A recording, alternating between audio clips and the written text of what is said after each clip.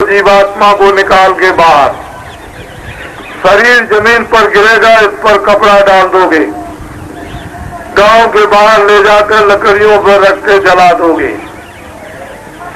ये मकान और जमीन और घर का सामान और आपके दोस्त मित्र बच्चे जिनको तुमने अपना बनाया था कि मेरे काम आएंगे, वो तो सब ये पड़े रहे।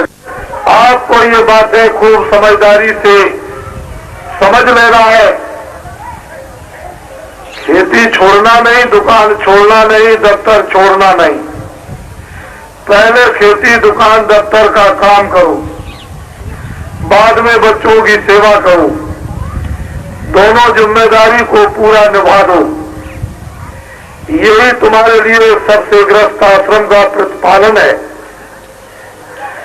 जब कोई समय काम का ना हो तो आधा घंटा भगवान का भजन, आधा घंटा भगवान का भजन करोगे और आत्म धन जब जमा करोगे भजन के द्वारा, तो चलते समय वो आपकी रक्षा करेगा, मदद साथ चलेगा। बाकी माया की छाया को जिसको आपने अपना बनाया, इनमें से कोई भी आपके साथ जाने वाला नहीं, ना आपकी कोई मदद करेगा। जिस तरह से तुम संबंध गांठ कर, संबंध बनाकर रिश्तेदार कहते हो मेरे रिश्तेदार हैं,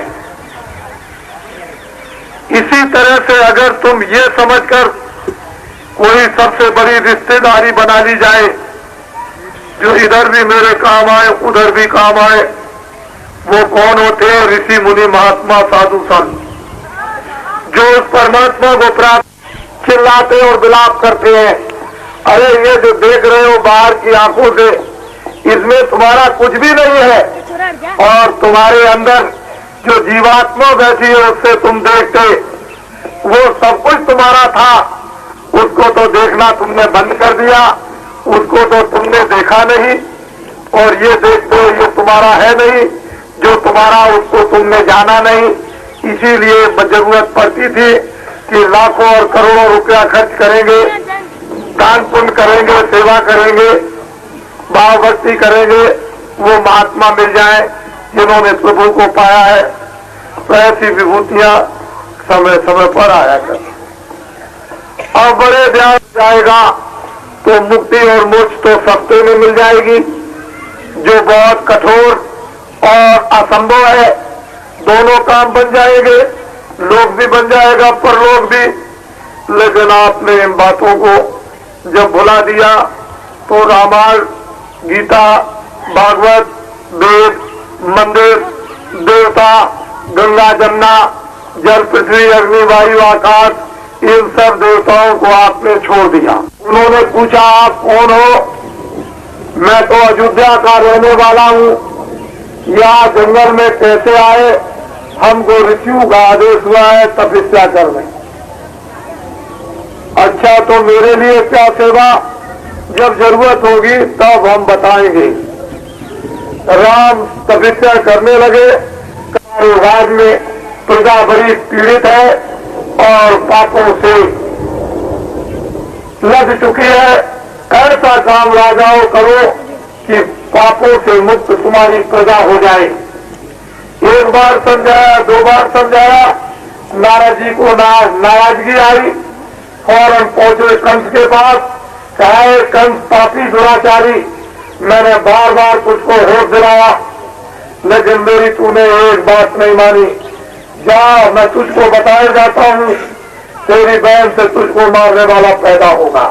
नारद जी जा रहे थे, बुलाया, कहा कि आपने कहा था मेरी बहन से मारने वाला मुझको पैदा होगा, तो कितने बच्चे पैदा होंगे? कि 8।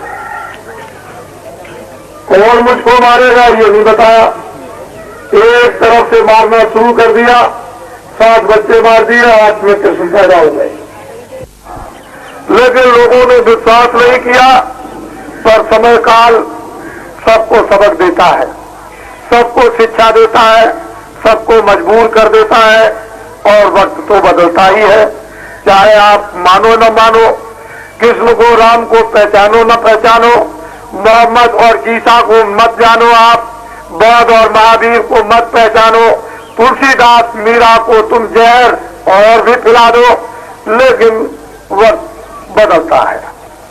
ऋषियों की, संतों की कभी बाणी मिथ्या नहीं जाती है। और भरतपुर से जब जयपुर तक आया तो मार्गों में कितनी भारी उपस्थिति सड़कों के किनारे, और 5 सत्संगों में किस तरह की भीड़ उपस्थित हुई। और रात को जयपुर में जो एक बहुत बड़ा जन समुदाय उपस्थित हुआ था, उसको आप लोगों ने अपनी आंखों से देखा।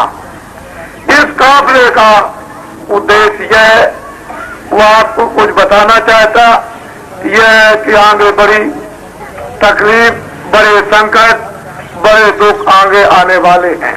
तो सावधान ये काफिला करेगा कि तुम लोग अब कम से कम ये बात समझो। आज से हुक्म और आदेश हुआ है भगवान का कि इंसान आदमियों को ये बता दो कि तुमने बहुत झूठ बोला, धोखे दिए, बेईमानी की, चोरी की, कत्ल किए, तुमने बहुत जानवर और पंछी और आदमियों को मारा, अब इन बुरे कामों को बंद करो। उसने हुक्म दिया है कि न रामायण में लिखा, न गीता में, न वो कुरान में, न बाइबल में हुक्म दिया है कि इनको बता दो कि शराब की बूंद का एक कतरा भी मत पीना। वो मांस मुर्दों मिट्टी को खाने के लिए उसने हुक्म दिया है कि इनको कहो कि इसको अब बंद कर दो। दिन में जाकर खेती का, दुकान का, दफ्तर का काम करे, बच्चों की सेवा करे। इन लोगों से ये कहो कि हिंदू आधा घंटा भगवान का मनसूबी मंदिर में सच्चा भजन करें। मुसलमान इस जिस्मानी मस्जिद में सच्ची खुदा की इबादत करे, और ईसाई इसमें प्रार्थना करें। तीनों जातियों के लोग अगर वास्तव में अपने अपने काम, बच्चों की सेवाओं में लग जाएं और आधा घंटा इबादत भजन भगवान का सच्चा करने लगे, तो दुनिया की सारी आने वाली आई हुई तबादत, मुसीबत और ये संकट आपके टल सकते हैं।